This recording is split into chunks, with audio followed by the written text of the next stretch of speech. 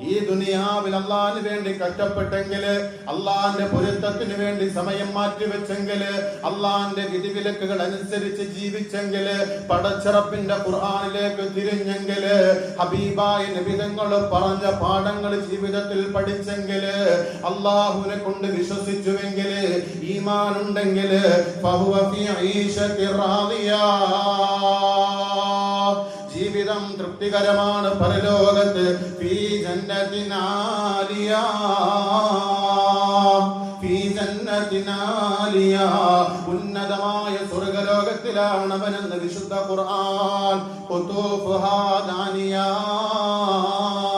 കയ്യെത്തും ദൂരത്തിൽ പറിച്ചെടുക്കാവുന്ന ഫലങ്ങൾ അവിടെ ഉണ്ട്, പഴങ്ങളുണ്ട് അവിടെ.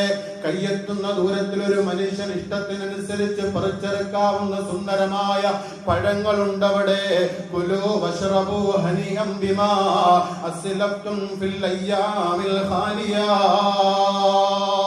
അല്ലാഹ് പറയുകയാണ്, കുലൂ വശ്റബൂ, നിങ്ങൾ തിന്നുകൊള്ളുക, നിങ്ങൾ കുടിച്ചു